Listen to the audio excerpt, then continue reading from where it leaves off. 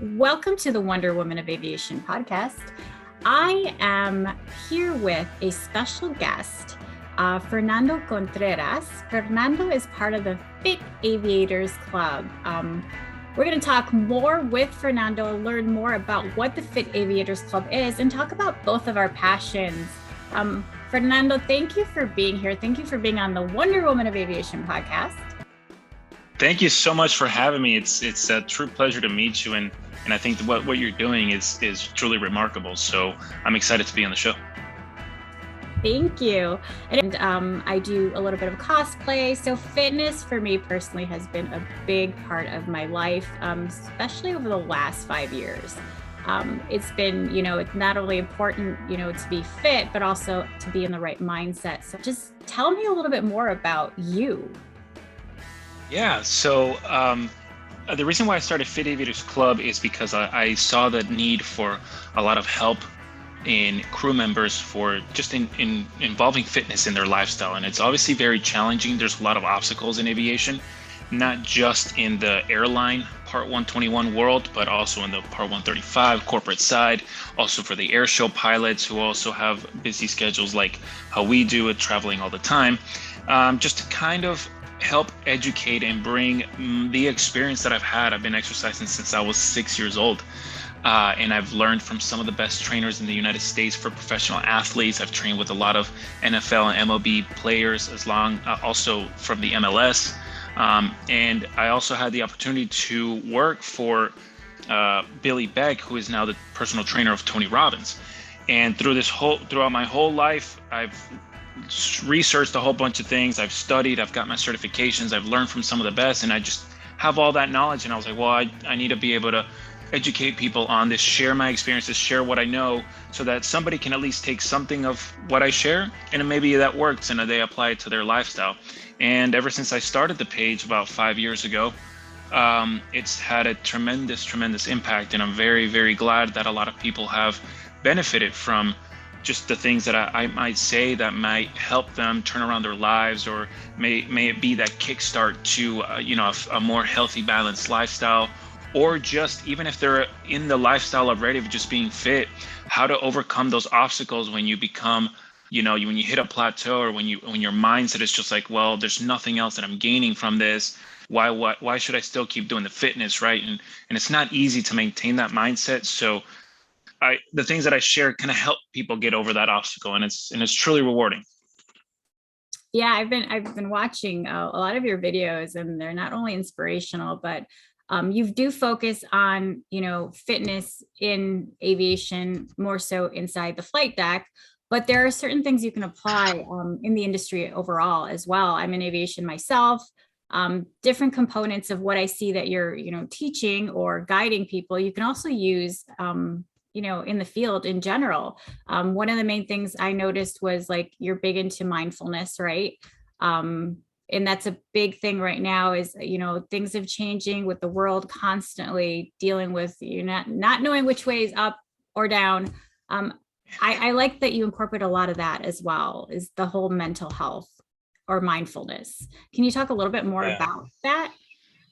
Yeah. So I got into I've always been a fan of human behavior ever since I was in college. I took a class called human behavior, and it was mostly tailored towards human behavior in the workplace. So how to understand, if you're a manager, if you're managing some sort of department, how to better understand communication within your department, and how to communicate better with others. And so I started my interest there, and then as I started becoming a pilot and I was working for Billy Beck, he showed me Tony Robbins' work, and I was completely just wowed by it. I was just like, wow, this motivated me right now just to watch 5 minutes of his clip. And I was like, how does he have that power to just be able to impact somebody so thoroughly? And so I got so involved with it that I ended up taking a course from him. When the pandemic hit, I finally found a time to be like, okay, well, I can either sit here and not do anything, or I could just try to get ahead. I'm not flying. I'm stuck at home without anything to do, how am I going to get ahead? And so I got my certification from the Robbins Madonis Training Institute, which is Tony Robbins and Chloe Madonis as well. They're the founders of strategic intervention. Well, not the founders. They learned from the founder of strategic intervention, and then Chloe's daughter Magali Pasha started the whole institute along with Mark Pasha, and then they kind of molded it all together. And obviously Tony Robbins is a big presence in that, and we learned from him in there. But I took that time during the pandemic, and I started seeing how a lot of people in aviation's minds were just completely changing, whether it was because of furlough, whether it was because they haven't been stuck at home with their significant other for more than 72 hours in a really long time. So many things that you just see on social media, things that happen, conversations you have with people. And I'm like, whoa, I am extremely interested or intrigued by how not only how one human behaves, but two or three in a group setting, in a flight deck. How do you deal with those things when you get off work? How do you balance flight deck, or sorry, aviation life and regular life with your mindset, right? And so I learned so many concepts in which I already knew about them. I just didn't know how to go about them in a very detailed way, how to find my way across to the outcome of that. So I'll give you an example. Some of those could be like part of the psychological human needs. We're all aware of them, but this course allowed me to really dig deep on how you get to fulfill those human needs in a positive way, negative way, neutral way, what you value, what you get there to value. Like, how do you get to what you want to value? Do you do bad things, good things? Because at the end of the day, you may value something so much that you'll betray your own fulfillment. You'll betray your own value to get a fulfillment. And that just to me is like, whoa, like I see that happening all the time. And I just put all the pieces together, and like this thing clicked in my brain. And I was like, this is incredible. It's incredible, and it's ever changing. I'm learning so much every single day, and it's truly remarkable. Yeah, I think that's amazing. And we went from a very stagnant time, like where there was a lot of uncertainty in our field, to now, Right. I would say it's pretty booming. I mean, we went from nothing to, oh my gosh, like overwhelming. I'm in management myself, so personally, it's like, getting your mind right after a day and dealing with different personalities and absorbing that energy. I'm an empath as well, so like I absorb people's energy. Right. Just dealing with different personalities, it can be tough. I mean, it's been a really tough lately. What tips can you give? I mean, and we can apply it in any field within aviation for individuals that are feeling that, sense of like overwhelming, like uncontrollable, like the world is out of control feeling. We went from nothing to, oh my gosh, this is crazy. Do you have some tips to share? Yeah, absolutely. One of the biggest aspects or concepts that stuck out to me while I was training with doing the certification was Tony mentioned that your quality of life is determined by how much uncertainty you can live with. So what does that mean? Everybody, there's 6 psychological human needs according to Tony Robbins strategic intervention coaching, right? You have certainty, uncertainty, significance, love, and connection, and then you have contribution, and I can't remember what the 6th one is, but we're going to talk about the first 4, and the first 4 more specifically, certainty and uncertainty, or variety. And people value certainty or comfort very highly, whether you're financially stable, or you feel good in a relationship, or you feel like your job is where you want it to be, you're achieving the things that you want, and you're comfortable at home, whatever it is. Then you have variety or uncertainty. And these are the things that happen that you are not in control of. Some people value that very highly, even more than comfort. And for some people, that is their comfort, right? So if we go from spending about a year or two in this, no, actually maybe like a year while we were all quarantining and the flights were very, like there was no flying at all. we started becoming into a more certain lifestyle, right? We did the same things every day. Home, cook inside, don't leave, get your things ordered to your house from like Instacart or whatever. And you had this routine. Some people really struggle through that because they do not value that at all. They're like, I need to be out and explore this, get into that. I need something different every single, even sometimes hour, right? And then while the people who valued certainty, they were very, very happy. And now that the things changed, flying started picking up a lot more quick. Then that lifestyle quickly changed, and they're like, "Whoa, I wasn't ready for that transition, right? I wasn't ready to go from having my nice routine to now we're back to all over the place," because they value comfort a lot higher than variety.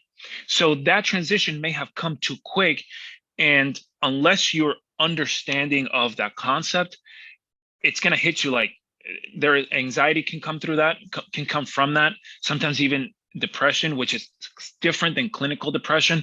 And it's just a way of your human needs not being fulfilled in the way that you want them to be fulfilled. Because the one of the key reasons why there's somebody feels pain is because their model of the world is not happening with how they thought about that it would happen. So if you have a transition from being comfortable to now adding a little bit of variety in your routine, that transition will help you embrace variety a whole lot better. And thus that change will flow a little bit smoother. And there will be more time to be able to cope with and understand why you're having anxiety. Anxiety, sometimes it's a form of your body or your brain protecting you from something that you fear.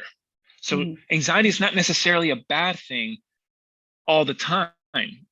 If you experience it way too much too often, then yes, you probably should go seek professional help. But anxiety is sometimes a way of your body just protecting you from something you fear. So if that certainty to variety change was too quick and you fear not having that comfort, anxiety is going to hit to be like, whoa, this was too much of a quick transition. What's happening? And your body doesn't know what to do. And then you enter in this like, I don't know what's happening kind of thing. And you're anxious and you feel like all these weird things, right? And that's the beautiful thing about understanding human behavior, is that even though you understand human behavior, you still go through those same things. The good thing is that you recognize it and you're able to be like, oh, okay, this is why I'm feeling anxious. You're able to self-reflect. So my tip, I know that I carried on way too much with this, but my tip is to, if you value comfort very highly, embrace variety a little bit more every single day. And variety to you could be something as easy as taking a different route to go to work, doing something different when you wake up. And those little things kind of add up as you make little changes here and there, and you subconsciously start valuing variety a little bit more, and you can live with variety a little bit more. I value comfort higher than variety, but I still value variety pretty high. But my girlfriend actually values variety way higher. So for her to get some sort of variety feeling, it has to be like, something like super like adrenaline a rush, which I love doing that stuff with her. Like, hey, I need something different. Let's go skydiving. Yeah. So that's just to kind of compare the differences, right? How people value variety and certainty in different levels, and it's all okay. You don't need to go skydiving to experience variety or uncertainty, right? Just so many things can be achieved to embrace either of those needs. Wow, that's interesting. I think I'm a little bit of both. I'm comfort and variety. Like my comfort is I have to work out. I have to have that routine. Yes. If I do not wake up and do my boxing or my weight training, my mind is like all over the place. I'm in a bad mood. Yeah. Like I don't today, so just don't talk to me. So it's that like the adrenaline pumping, the feel good, the serotonin in your body. It's like pushes it out. And then variety, yes. like, which we're going to touch on that next, is changing things up. I'm always like, I'm a writer, so I'm more of an introvert. But when I Okay. do things like this, my podcast, meeting different people, it's like I put myself in different environments. And again, empath absorb people's energy. So for me, variety comes in different ways. So that can look differently for different people. Especially if you're not the type of person that's going to go jump out of an airplane, which Yeah. yet to do, but my husband won't allow me to. He's like, Oh, really? yeah, I'm like, you can dive and do snap rolls and do aerobatics, but you won't let me jump out of a plane. Okay. Yeah. Yeah, that's too funny. Which, Yeah, but I think that's great that how you get your variety through other people's experiences in all these podcasts. That's really cool that you're a writer too, and I yeah. think that that lets you. Would you say that all these interviews with different people even helps you with your writing? Oh, Like, absolutely. Oh, right? Yeah. yeah. I interviewed a comic book writer who did a book on two Russian, I think they were like they were like aces or pilots, fighter pilots. And it just got like the ideas rolling and just picking up his energy and creativity and individuals like yourself. I'm like, oh my gosh, mindfulness. So, it's like little things. I kind of take pieces of the individuals and I kind of put that in my podcast or just apply it to my life or writing, or it just gives me like ideas that are never ending. I've met so many amazing people. Like, I'm like, wow, I started this podcast out as just a way to fit in. I didn't find my place in aviation, especially in the aerobatic community. It's a different industry for me. Going to a cultural, like being Latina, we weren't exposed to air shows. So I Right. started that as like, okay, where do I fit into this equation? Do I belong? How do I, find my place and learn more about it? So that's how it started. And it's just turned into like this snowball of just creative ideas. So yeah. So yeah, Wow. your question, yes. So, That's incredible. I think that you fulfilled your need of belonging and connection yeah. through contribution, which is contribution is the highest, one of the highest spiritual values that you can achieve. It's something that's so unconditional that you contribute something for the greater good and you expect nothing in return, but you actually were able to create your connection with the air show industry through something great that you're doing. So you achieved both of those needs in a very positive way, which congratulations to you. That's amazing. That's really cool. I mean, the journey was a very uncertain one. I was just like, what am I doing? Yeah. When I pull up Yeah. to Yeah. cosplay, like cosplay as Wonder Woman at air shows, I mean, people are like, what is she doing? And I'm like, you know what? I'm Yeah. bringing my love for comic books, self, Right. expression, creativity, being okay with, body image, being okay with being, Yes. I've been a nerd all my life. I love comic books. Like, it's okay. It's okay to be. Right. Yeah. So, Absolutely. Absolutely. I love watching all superhero movies. The Marvel stuff. I think that's incredibly fascinating. I think it's so much fun. But I was flying with somebody recently who had read some of those comics, and I was just trying to put the pieces to the puzzle together of the whole Marvel universe. saga. And he was just like, well, like in the comic book, it was different from this. And I'm like, dude, it's actually really interesting. I mean, I have an interest to it, so I think it's pretty neat. But you're bringing um, something that's different that it's going to be appreciated, in some form out of another, right? And I think that's really really cool how you're putting yourself out there, like how you said, uncertain of how people are going to react and everything. But at the end of the day, it's something that you're doing for that contribution, right? And whoever sees it as a positive thing is going to be the people who eventually will fuel your fire to continue, right? And I think that's the one of the hardest obstacles to overcome, because without a doubt, everybody always thinks about what somebody else is thinking Yeah. about them, right? To some degree. I meet people who they're like, yeah, I don't care what anybody thinks. And that's true. You might care less than somebody else, but at some point you a little bit kind of care, Yeah. and it's something that it's okay. It's okay to one of the things is you have to be able to embrace certain emotions in order Mm. for you to to open up and understand them a little bit easier, right? So you mentioned the body image, and that's a really big topic with fitness, because it is a very uh, I don't want to say this wrong, but it's a very highly talked about topic, body image, and there are certain things that are happening right now in the fitness industry that make that body image concept a little bit worse than what it should be. Yeah. And I think one of the biggest outtakes from my page that I run is that my fitness knowledge and fitness information that I'm putting out comes from a genuine place, because I always talk about this fitness lifestyle is to work on your body from the inside, and the physical results are a result of how your body is functioning on the inside. So we're talking about neuromuscular efficiency, we're talking about spine alignment, we're talking about injury prevention, right? How you're fueling your body. So those things, it's a mindset shift from how am I looking to how am I feeling, because I am taking these steps in order to do something good for my body inside, right?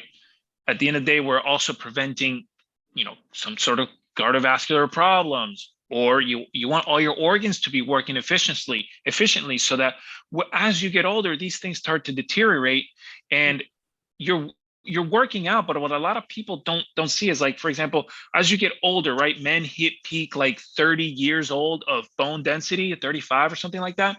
And then through resistance training is the probably only preventative way naturally to prevent osteoporosis. Yeah. Right? For your bones not to get weak, because resistant actually weights put a certain resistance on the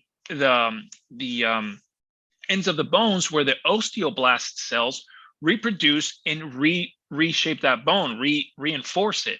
Without that resistance, without that weight on that specific joint, they reproduce a whole lot less. And so the other cells, osteoclasts, actually there is a balance between both, but you want the cells that replenish that bone tissue a lot more than the ones that don't, right? Cells are always trying to get rid of the bad thing and into the good, in a good, healthy state. But so if people shifted their mind a little bit on, like, wow, I'm actually picking up these weights so that my bones get stronger, so that my nervous system and muscular system can be like more in line, and I can, whenever I need to do something, I don't have issues with it, right? That to me sounds like it's like nobody really thinks about it like that, and that's where I think I'm nerdy. you know whenever I train somebody, whenever I have a client, for example, when I'm training aerobatic pilots, I look at their body, I look at their training based on their metabolic processes. So aerobatic pilots are a specific type of athletes who metabolically consume energy in a certain type of way. I am not going to train them like if I was training a marathon runner. It is completely the opposite. Different metabolic sources of energy, and different times, or different amount of times in which those metabolic processes are required. So I look at them in a different way. I don't look at them sculpting their body. I look at them on how efficiently their body is going to be while they're performing at an air show or at an air race or at a performance, so that their body is efficient and they can just focus on their actual flying. If there's less of a tweak, of something hurting them in their cervical area or in the thoracic or lumbar spine, there's something less that they have to worry about. Right. And that's where fitness comes in, training these athletes like that.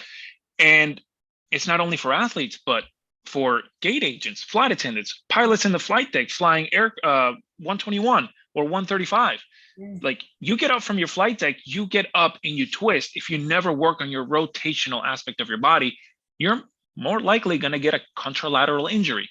Right. So that's where how I differentiate from my fitness, and just, this is not about body image. This is about body efficiency. No, that totally makes sense. For me, I have degenerative discs, and I have issues with like a lot of just just issues in general. And fitness for me Yeah. has changed my life because, you've touched on a lot of key points here, like strengthening, like I had to strengthen my core, just the way I move my body.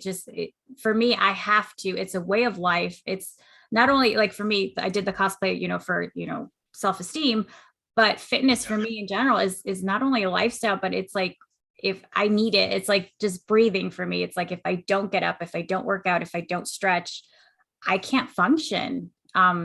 It's just Right. part of my Yeah. lifestyle. And it's interesting that you hit on other points as far as like different types of training. I'm sure you don't train one person. Like, I'm going to go to the aerobatics part. Right. It does take a lot on their body, and as far as G tolerance, fitness is a big part of Right. that as well. So what does that Yes. look like when you do train someone in aerobatics? Because my husband is an air show pilot. So what does Right. it look like for you? So I mimic their aerobatic flying in a training environment. So that's when I talked about what is happening to them metabolically as they're flying, right? They're using certain substrates from their body to replenish the energy that they're consuming every time they pull G's, or whenever they're upside down and they're in negative G's, right? Mhm. But it's also hot in there and they're also sweating. So you have all these different things happening at once. Your body is just, one, trying to maintain situational awareness, and two, how is it trying to replenish that energy?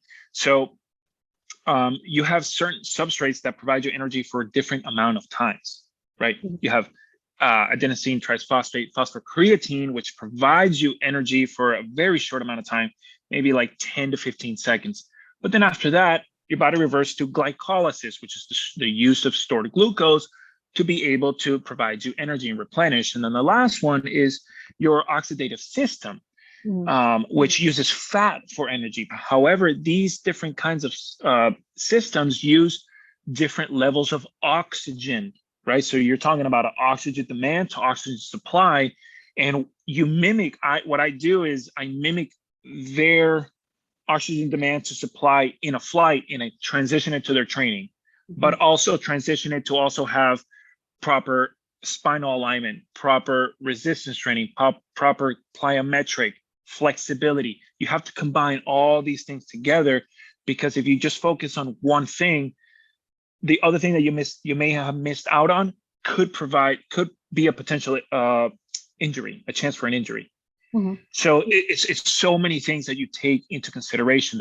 So I take cardiovascular, resistance training, flexibility and mobility, and then plyometric, right? Within that involves all the muscles of your body. And then within those methods of training, I mimic metabolically what's happening in that flight. So their flights are obviously about 10 to 12 minutes Yeah. when they're performing at air shows, or if they're competing, that might be more or less.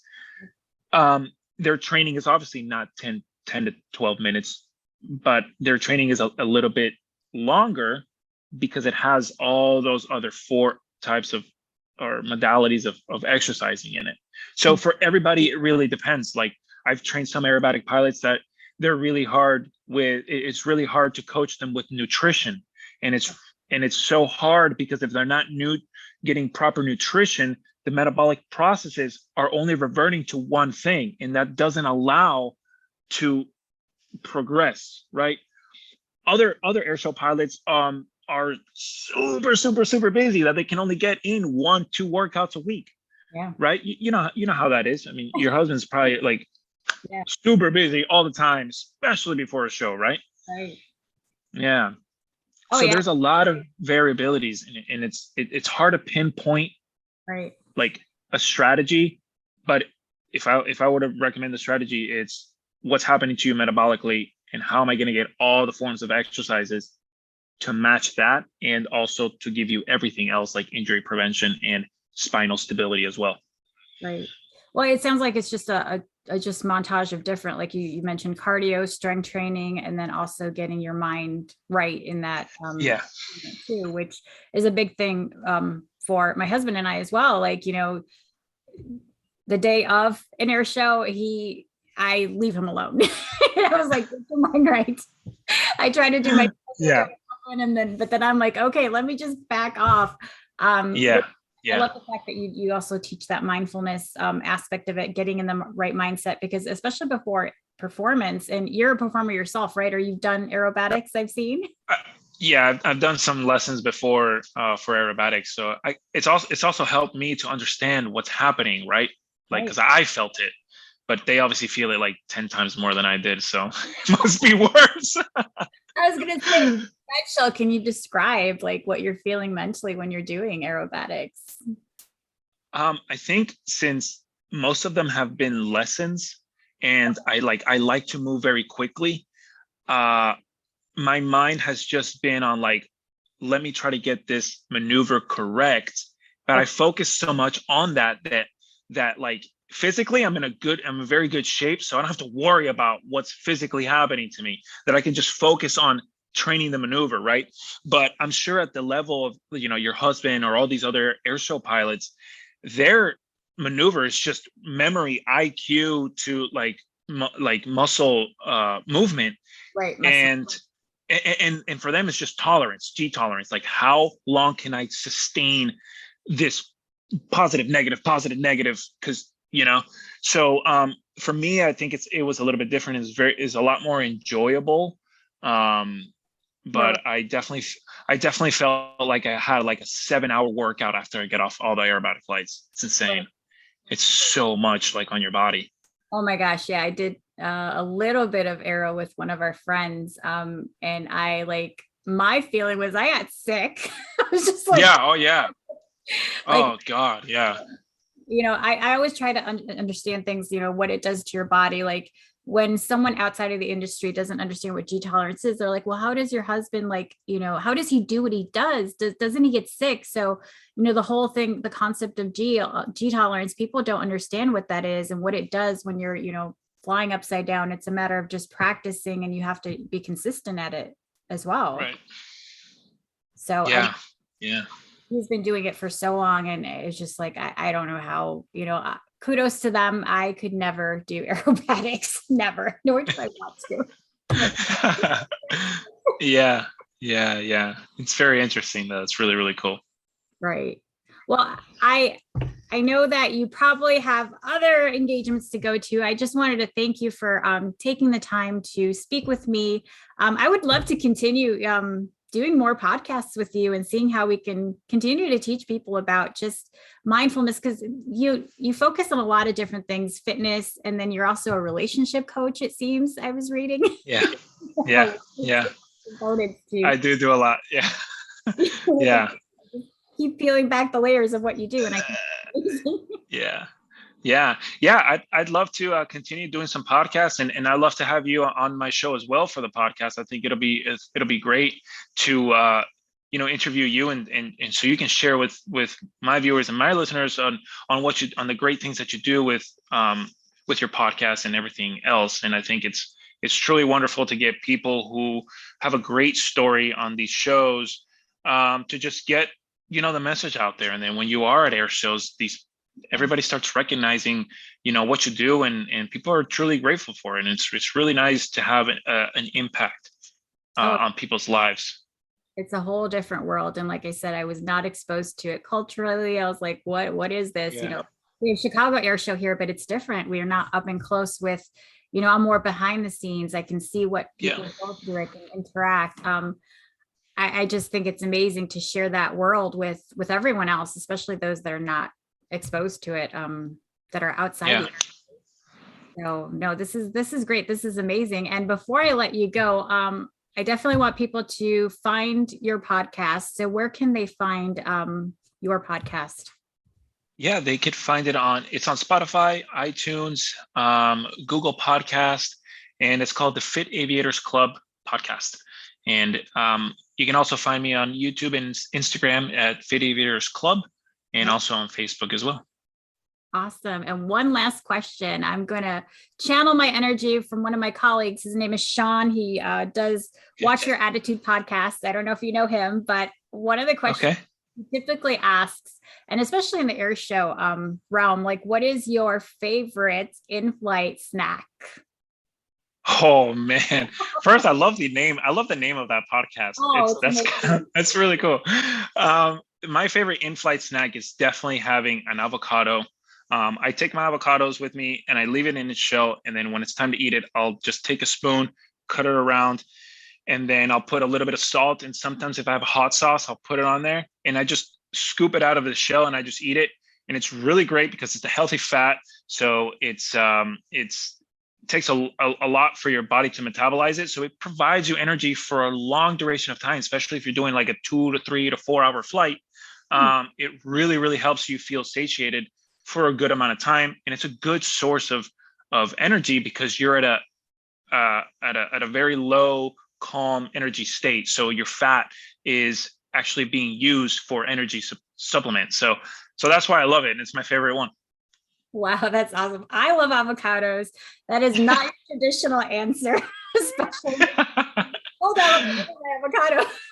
Yeah, yeah, for sure. Yeah. Yes. Well, Fernando, thank you for being on the Wonder Woman of Aviation. For those of you listening, stay tuned for a follow-up podcast on his podcast. We'll figure out a time and a channel in place. So thank you for joining us on the Wonder Woman of Aviation. Thank you, Fernando. Thank you, Natalia.